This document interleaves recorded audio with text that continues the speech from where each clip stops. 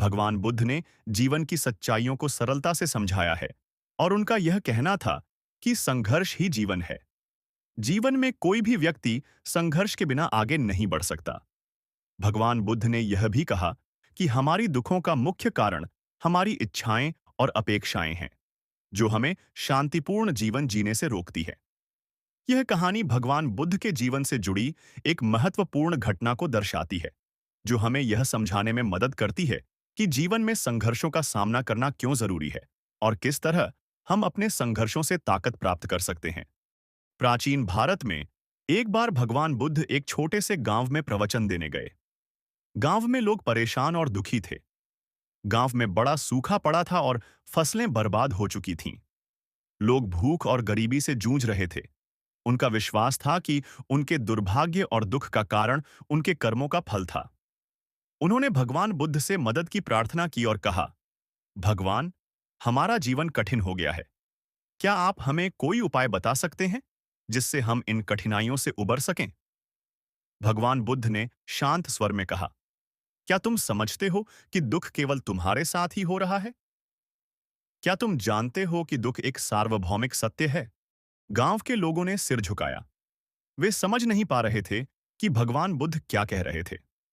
बुद्ध ने आगे कहा, दुख से बचने का कोई तरीका नहीं है, लेकिन हम इसे सहन करने की शक्ति विकसित कर सकते हैं। लोग चुपचाप सुनते रहे। भगवान बुद्ध ने फिर एक उदाहरण दिया। एक समय की बात है, एक छोटे से बगीचे में एक सुंदर फूल उगा। वह फूल हर किसी की आंखों को भाता था, लेकिन उस फूल को यह भी पता था कि एक दिन उसकी पंखुड़ियां मुरझा जाएंगी। यह उस फूल का संघर्ष था, क्योंकि वह जानता था कि उसे एक दिन मुरझाना ही है। लेकिन क्या उस फूल ने कभी अपनी सुंदरता छोड़ दी थी? नहीं। उसने अपनी पूरी जिंदगी उस संघर्ष के बावजूद सुंदरता से बिताई। भगवान बुद्ध ने गांव वासियों से पूछा, क्या तुम समझते हो कि उस फूल को संघर्ष से डरने की जरूरत थी? क्या उसने कभी अपनी जड़ों से नाता तोड़ा? गांव वाले चुप रहे। बुद्ध ने कहा, जैसे उस फूल का संघर्ष उसकी सुंदरता का हिस्सा था, वैसे ही तुम्हारा संघर्ष भी तुम्हारी जिंदगी का हिस्सा है। तुम जितना अपने संघर्ष को स्वीकार करोगे, उतना ही तुम जीवन की वास्तविकता को समझ पाओगे। एक दिन गांव में एक व्यक्ति ने भगवान बुद्ध से पूछा, भगवान, क्या मैं कभी सुखी हो सकता हूं? मेरी जिंदगी में निरंतर संघर्ष ही है। भगवान बुद्ध ने उत्तर दिया, सुख और दुख दोनों जीवन के हिस्से हैं।